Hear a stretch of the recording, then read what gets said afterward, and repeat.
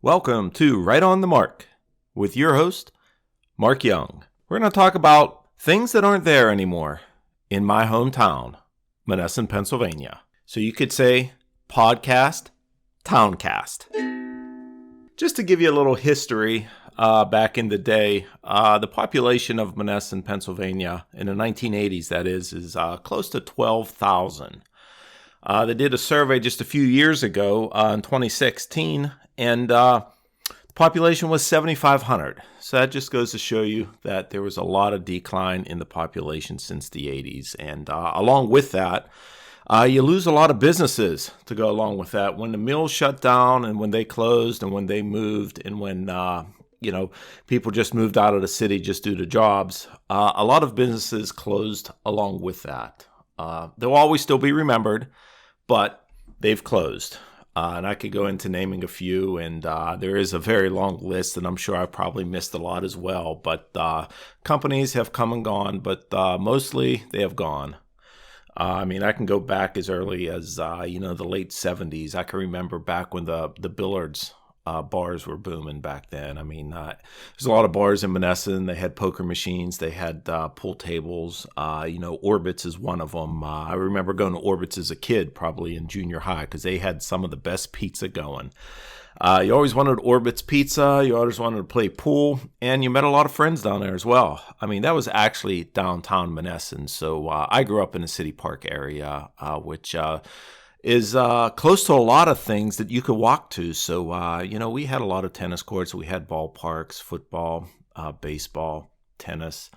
You could walk to the pool as well. We had an Elks pool nearby. So there was a lot of activities that you could do. But if you went into downtown Monessen, you generally took a car or a cab back then, or we didn't hitchhike back then. I think that was a little 60s and the 70s, but late 70s and 80s, you either drove downtown or you just hung around where you lived.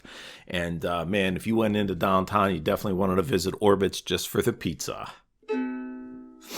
There was other places, restaurants that you can go to down there as well. Nearby, there was Johnson's Restaurant. That was thriving. That was big. There was businesses in Monessen that would actually start up in the 80s. And they would leave probably within the next 15 to 20 years just because of the business. They'd start a business and it would rev up and you'd make a lot of money from what I understand. And then all of a sudden, a steep decline. They left, people left, and then your business left. And that's kind of what happened with Orbit's and Johnson's Restaurant and a lot of I want to say banks and even stores closed downtown too. They had a Main Street mall downtown where there was some stores in there, some sports shops, some other unique bakeries and specialty item store and stuff like that. And you could actually go there and pay your water bill, gas bill, whatever bill you needed. But it was a very small mini mall. I always thought going to Main Street Mall meant something really big, but in actuality, it was really small.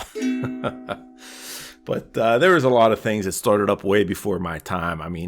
All the churches in Monessen, which have now just, downsized to one, is Epiphany of Our Lord, which is used to be St. Gajetan's. But, there was, the Catholic schools and the churches we used to go to all mostly closed. Holy Name's gone.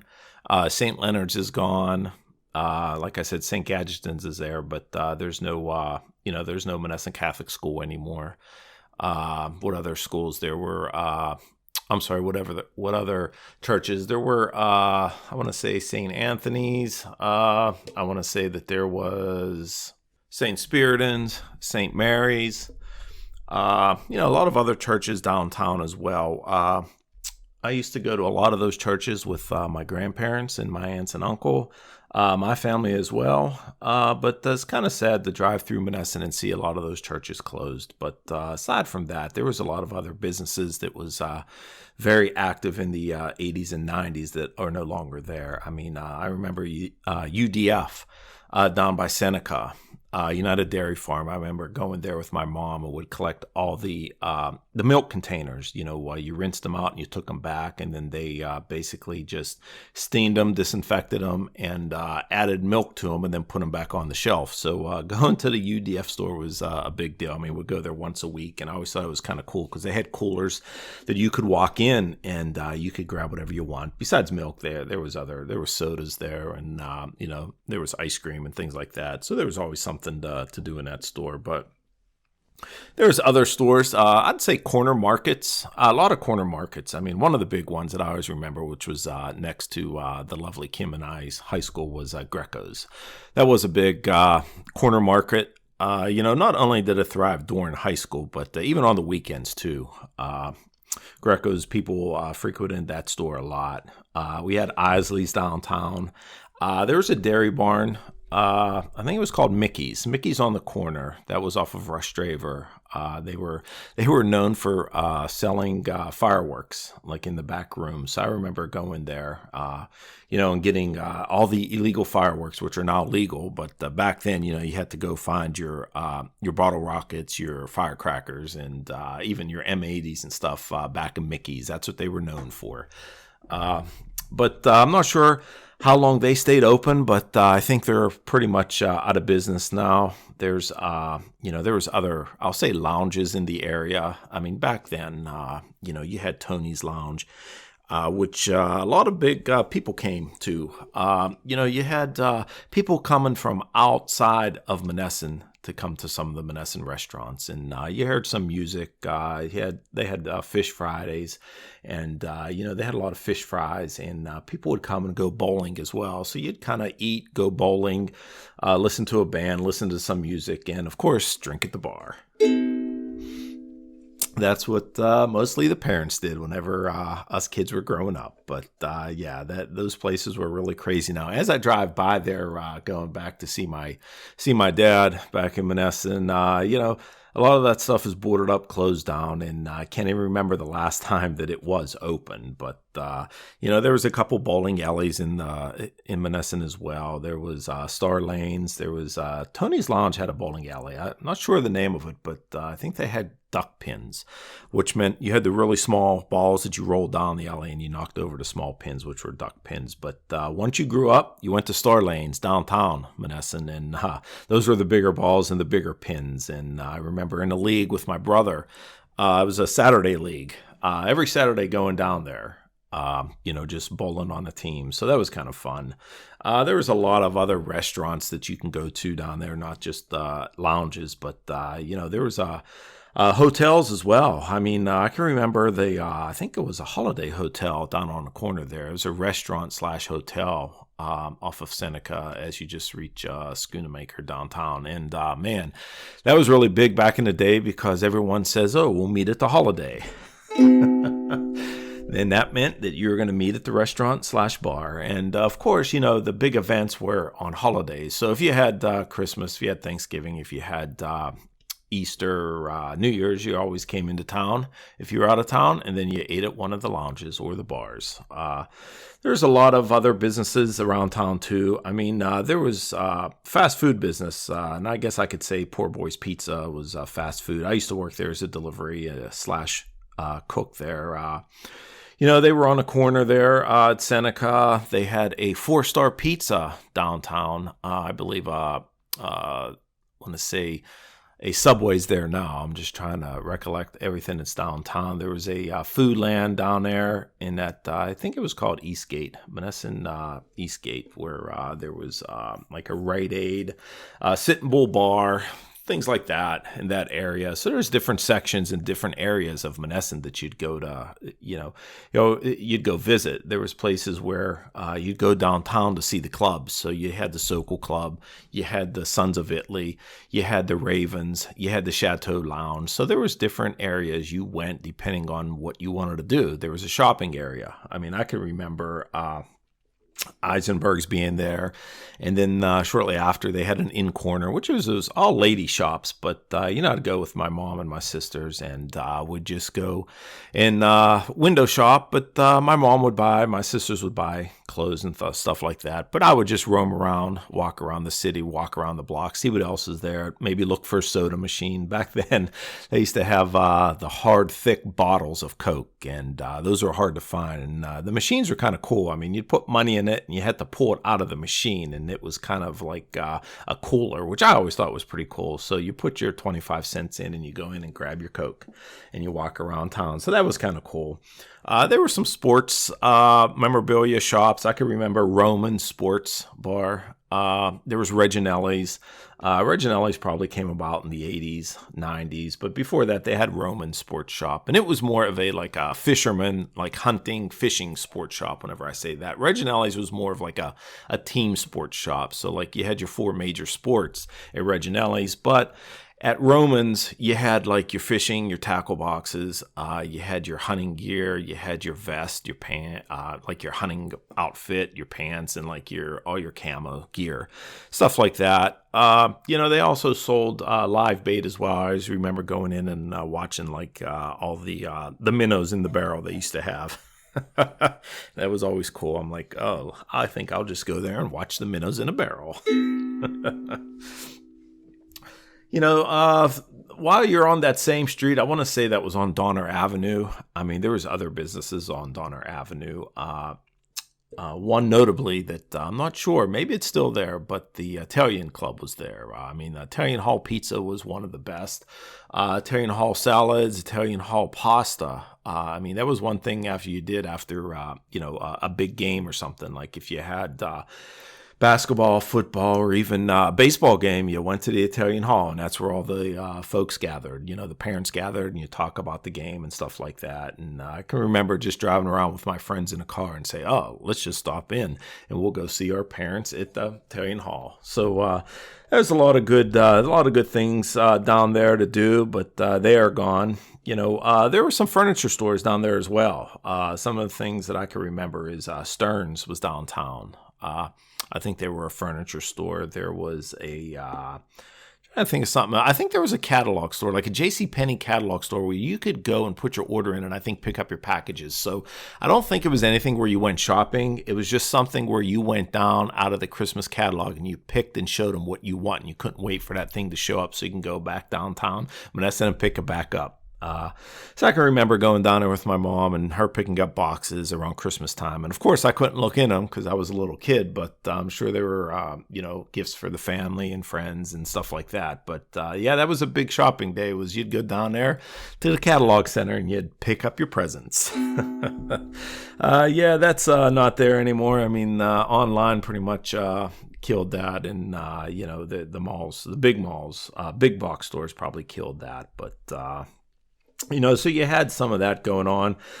You had some skating rink. You had, there wasn't ice skating in Monessen. I could remember roller skating, though. So they had Piggly Wigglies and things like that where you'd go once or twice a week on weekends. I don't know if it was Saturday or Sunday, and you'd go skate. And basically, there was a Twin Kiss right next door, so you can go get ice cream afterwards. So you can make a day out of it for sure. That was along, I want to say 906 on the River Road. I think that was a little bit past the Charleroi-Monessen Bridge. Speaking of the Charleroi-Monessen Bridge, well-known bar there, which I think is gone, was the Villanova. The Villanova was always packed. I remember going there as I grew older, was an adult, was able to go to a bar. Villanova was still thriving, so I was there, probably on my 21st birthday, as was everyone else. But there was other businesses too. Doctor's offices, a lot of doctor's offices downtown. My Uncle Joe had a doctor's office. One of my neighbors, Dr. Bolton, had a doctor's office down there. There was dentist office down there. My Uncle Joe Dudas had a dentist office down there. So there was a great mix of businesses in, Monessen. So you had grocery stores as well. You had all the major chains. You had Foodland. You had Giant Eagle come in and out. Other places had that as well, like the surrounding tri-state area, I guess I'll say, of the other cities like Belle Vernon and Charleroi. Things of that nature. They had sort of the same stores. Some stores were bigger. Some stores were better. If you ran out of something in Monessen, you just drove over to Belle Vernon. Giant Eagle or Foodland or Shop and Save.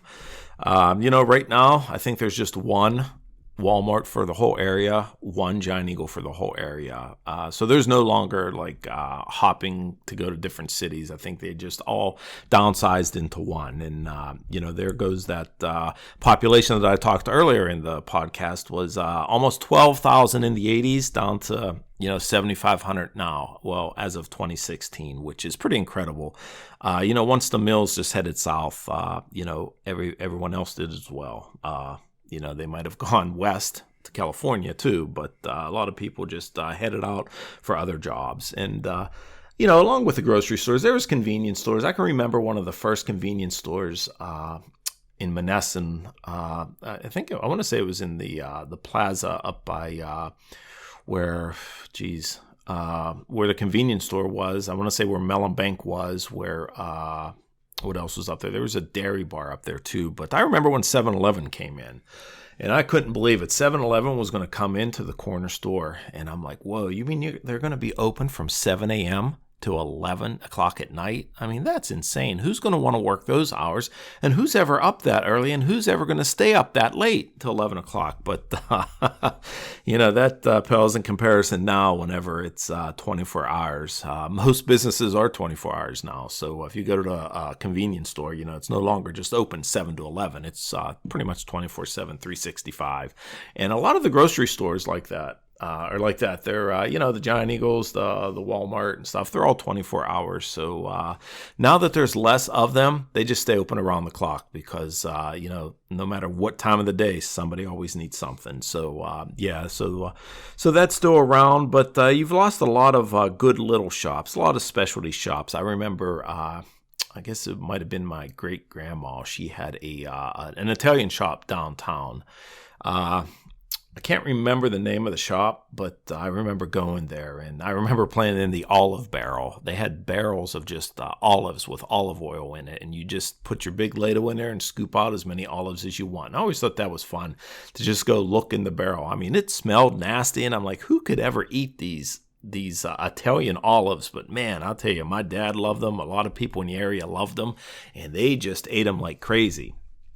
I think that might have been my Aunt Gracie's store or a relation or something like that. But, that I remember that as a childhood. But a lot of those specialty stores were in there. And you had, you had ethnic stores as well. You had, St. Spiriton's was one that, always sold the Greek food. They always had the gyros or gyros, however you want to say it. But, you had different festivals that you can go to. That they don't have anymore, or that they're limited to. They're just the people just aren't there anymore to go. Some of the other things that are missing downtown. I think I touched on it earlier. Was a Continental Catering and Bar. Right now they have Laitas there, but Continental was big back in the day. The lovely Kim even worked there. She did catering. I don't think she liked it because it was pretty demanding. You had to wait on people hand and foot, and these customers were demanding, especially at weddings and stuff. So you worked a good 12 hours, maybe even longer. And if you worked out of town, you all drove in the same car. So, close quarters, that was kind of tough. That's a tough job there. And she did it. She stuck it out. But she said that she always remembered that was the Continental Catering. Her and her friends would always do that. There was other bars too. So I can remember Bernie's Bar downtown. Bernie's thrived a lot too. A lot of people went down there, lunchtime, dinner time. I can remember on my lunch break, one of my best friends, David, his mom and dad owned that bar. So we would go down at lunchtime and would get the hot pepper cheese balls or any type of sandwich we want. And it was on the house. B would never charge us. She'd just give us free lunch food, and that was always great. We'd either walk down there or drive down there, and man, I could have stayed there the whole day. I can remember going to school saying, man, do we have to go back? Could have just stayed there. But there's a lot of other bars too that aren't there anymore. Like I mentioned, the Chateau Bar, that's pretty much gone. Bar 20's gone. It might be something else now, but there might be a few bars. A lot of clubs back then. There was probably more clubs than bars. You had the German club, the Nippa club. You had the, I want to say Ukraine club. There was probably other clubs that I can't even remember. French Club was one of them, the Polish Club. I mean, geez, there were so many of them around. There wasn't enough stores, bars, whatever you call it, grocery stores. There wasn't enough of those stores for the amount of people that lived in Monessen. And that's why a lot of them went shopping like in Belle Vernon or Charleroi, because they had different shops and, different things. So a lot of people branched out. But those stores stayed open for a little while before they closed. I mean, we even had cinemas back then. I remember the one in Monessen was called, I think it was just called the Cinema. A lot of people remember it as the Mantis. I don't really remember it as the Manus. That might have been before it was called the Cinema, but the cinema is now gone. But I can remember watching a lot of epic movies there. The Mon Valley had a lot. I mean, there was the State. I think that was in Belle Vernon. There was the Coil in Charleroi. Then they even had some drive-ins. I mean, I remember Belle Vernon had the Super 71 drive-in. There was a Hilltop drive-in. There was a lot of other drive-ins around the area. So I want to talk about things that aren't there anymore. I could probably branch it out to the whole Mon Valley, not just keep it to my hometown, Monessen. I could probably go on and on about that. I just try to touch on the main points. I mean, I can remember when my brother worked for the Valley Independent that's not there anymore. He started out delivering papers and working in distribution and all that. And near there was a lot of car dealerships. I can remember there was Frank's Chrysler down there. There was a Dodge place down there. There was Lou Dodge down there. There were some other car places that I can't even remember the names. So you could do everything that you wanted to do back in Monessen. You could raise a family, buy a car, get a job, go to a grocery store, order toys for your kids. You didn't really even have to leave Monessen back then, but now it's pretty much you have to. There's different parts of Monessen that I've never even visited. Like my dad will talk to me about going to the Viaduct, and I remember driving past the Viaduct bar, but I've never actually went into the Viaduct bar. But he talks about it often, so I always drive past there and think of that. But there's a lot of other, things that went on in Monessen. I could remember there was a huckster. My grandmother used to take me to the huckster, which is kind of a funny name, is because they would just sell fruit, vegetables out of a back of a truck, and they'd call it the huckster. In fact, that's what the name was. It just was a huckster, and I think every Thursday it came, every Thursday or Friday, or maybe both days. And I was like, oh, the huckster's in town. Gotta go to the huckster. Gotta go get your fruits and vegetables. I just remember that so vividly. That's pretty funny. You could probably talk to anyone. That was just my generation, but you could probably talk to anyone. My dad's generation, he's in his 80s, but you could talk to somebody that's in their 20s, 30s, 40s, and my age, and now the 80s, my dad's in his 80s. So they always remember something about Monessen. I mean, the mills were booming back then. I mean, Wheeling, Pittsburgh still employed a lot of people, and, they were mostly from the Mon Valley. I mean, people lived there, and they lived well. I mean, they had a car. Some of them had 2 TV sets, which was unheard of back in the day. If you had 2 TVs in the 70s, you were rich. If you had more than one car in the 70s, you were rich. So, that's just something to think about. That's really something to think about. I can make a long list of things that aren't there anymore, but that was just some of the ones that I touched on, and those were big in my life. You know what I mean? Those were really big. That stores that I missed that I still can remember and still talk about. But I'm sure, like I said, there's a lot of stores that I did miss, a lot of other landmarks that I didn't bring up that are gone now. I mean, it's sad to say, but the cemetery is getting bigger as the population goes down. And that's pretty sad. Well, that about wraps it up for Right on the Mark with your host, Mark Young. See you next time. Don't forget to like, subscribe, and tap the bell. And leave a comment if you'd like. I'd love to hear from you. So long.